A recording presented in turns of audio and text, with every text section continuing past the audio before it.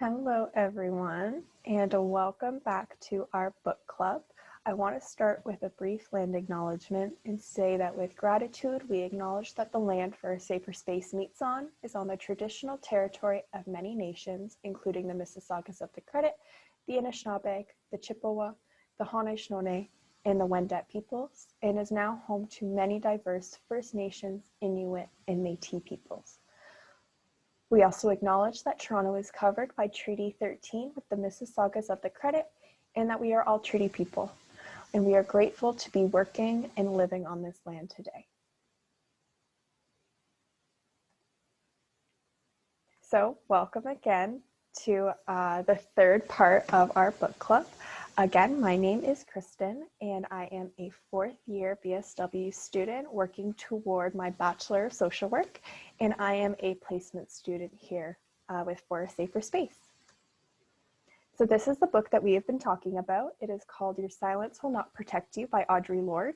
And some of the major themes that we cover in these videos are sexism, racism, homophobia, as well as aspects of survival and change. Of course, though, we can't do the whole book at once, so I have broken it up into 5 parts.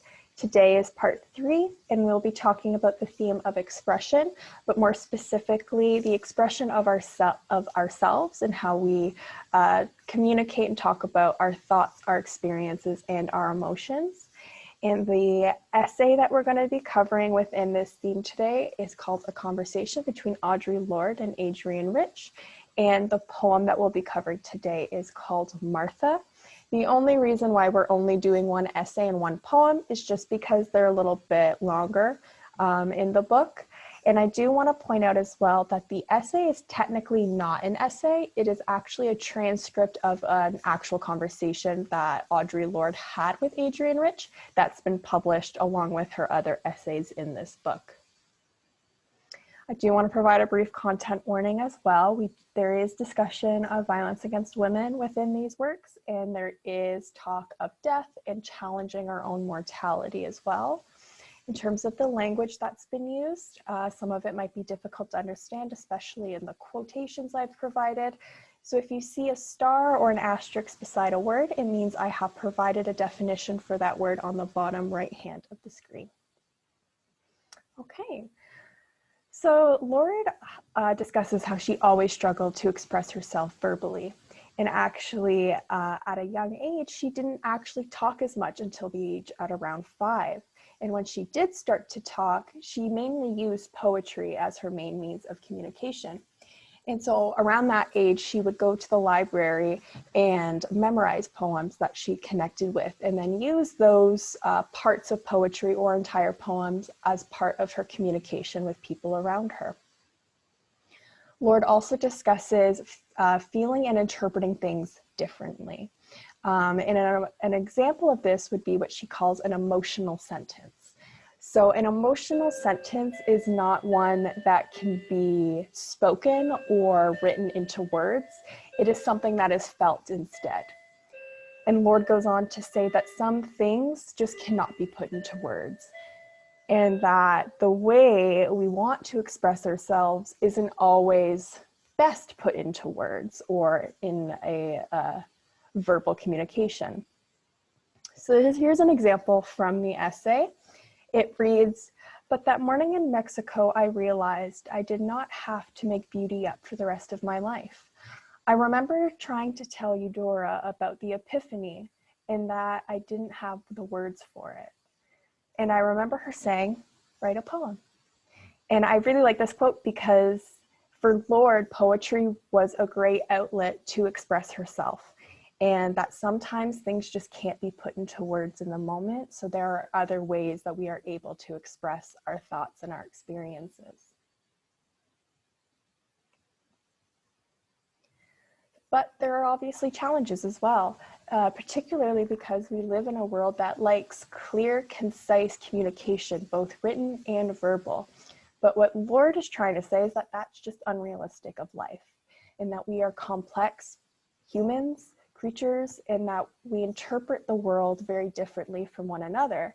So because we interpret the world differently, we would express ourselves differently as well. Here is another quote I wanted to read. It says, "But I do think we have been taught to think, to codify information in certain old ways. The possible shapes of what has not been before exist only in the back place, where we keep those unnamed, untamed longings for something different and beyond what is now called possible, and to which our understanding can only build roads. But we have been taught to deny those fruitful areas of ourselves." And it is a loaded quotation, but essentially what's being said is that we have been taught to think and interpret the world in a certain way, and we've also been taught to express ourselves in a certain way. So by being taught to do those things, we actually lose our ability to be able to express ourselves in other ways, such as the ways that don't necessarily involve language or communication.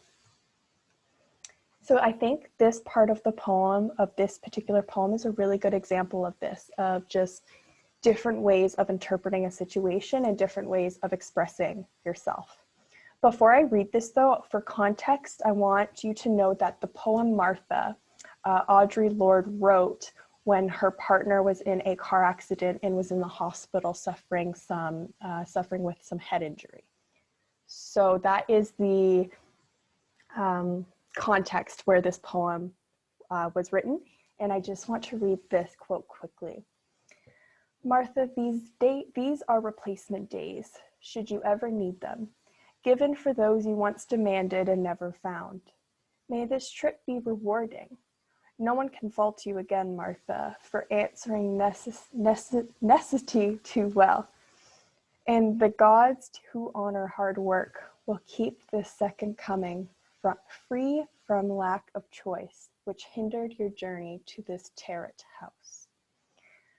So I really like how there is a different interpretation here. So coming from this accident where your partner is injured and is in the hospital and recovering, I really like that, at least in this part of the poem, Lorde takes a different interpretation and expresses her thoughts a little differently.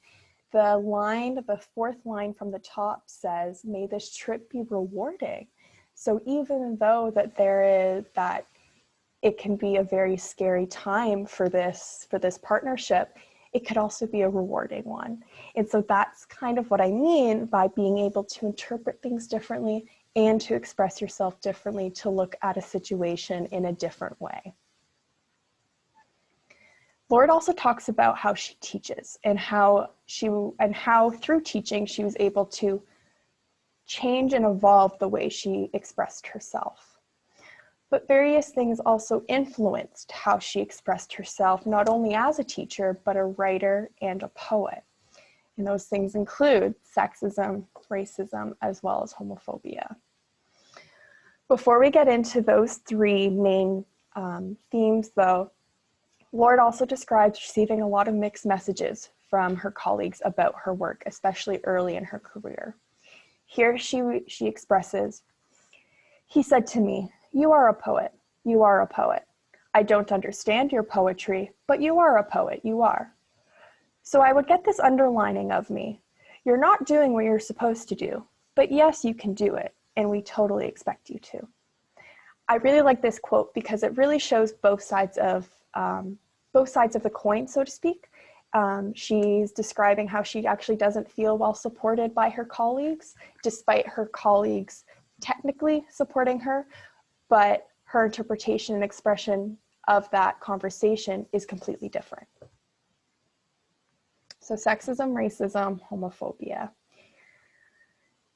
In terms of sexism, sexism can influence how you interpret and express different situations. Here, Lorde writes, "For the most part, men were the core. My friend Jeannie and I were members, but in a slightly different position. We were in high school." And I like this because when men are the core of, in this case, it is a classroom setting, and there are fewer women, it may be more difficult for the women to express themselves in a way for the men to understand because you are coming from two completely different perspectives. And that can influence the learning that you have. It can influence what you take away from those moments, and it can actually be quite harmful, especially if sexism is in that conversation as well. And the same goes for racism. Lorde describes this situation. I would say, when a white kid says 2 + 2 = 4, you say right. In the same class, when a black kid stands up and say 2 + 2 = 4, you pat him on the back and you say, hey, that's wonderful. But what message are you really giving? And this would be an example of what you would call a microaggression, which can be defined as a subtle instance of racism. And this has a huge impact, especially on students in terms of expressing yourself, but as well as learning. Because in this context, there is an exaggeration of a reward, like saying, hey, that's wonderful. It suggests that maybe there wasn't that high of an expectation to begin with. And that could be incredibly damaging and harmful to that student. And this is what Lorde would see in the classroom and would see impacting particularly Black students that she was teaching, which also affected how she decided to teach them. All of it is about expression, but also the interpretation of the situation, and including the harmful situations. But homophobia also played a factor as well. Lorde says, being an open lesbian in the Black community is not easy, although being closeted is even harder. And we'll go in a little bit more about Lorde's vulnerability with being an open lesbian in the Black community. And in this case, she says that being closeted would have been harder for her, but that of course isn't the situation for everybody. Sometimes it would be quite dangerous if someone were to be quote unquote out of the closet in certain communities. So by that presence of homophobia, it can really impact how youth come to mind, but how anyone can express themselves within their community. But as a response to all of this, Lorde didn't wish to remain silent, and this meant owning her identity and not running from it, but also talking about it and expressing herself. And she says, one thing that always kept me going, and it's not courage or bravery, unless that's what courage or bravery is made of, is the sense that there are so many ways in which I'm vulnerable and cannot help but be vulnerable. I'm not going to be more vulnerable by putting weapons of silence in my enemy's hands. And I really like this quote too, because the way that Lorde wanted to live, she wanted to live authentically to herself. And that meant not allowing others to speak for her, which meant she had to speak for herself and her various identities. But through personal expression teaching, as well as, there we go. As well as learning, Lorde discusses how much she actually learned from students while teaching because they were able to express themselves as they felt the need to. She says here, the only thing I had to give was me. And I was so involved with these young people. I really loved them. I knew the emotional life of each of those students because we would have conferences, and that became inseparable from their poetry. I would talk to them in the group about their poetry in terms of what I knew about their lives, and that there was a real connection between the two that was inseparable no matter what they'd been taught to the contrary.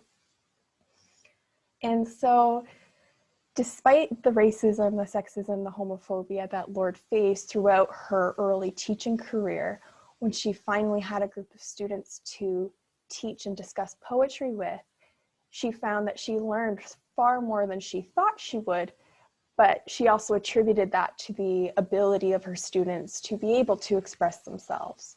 So for her as a teacher, she described the importance of creating that safe environment so her students would be able to do that. And so then it'd be a learning experience for everybody.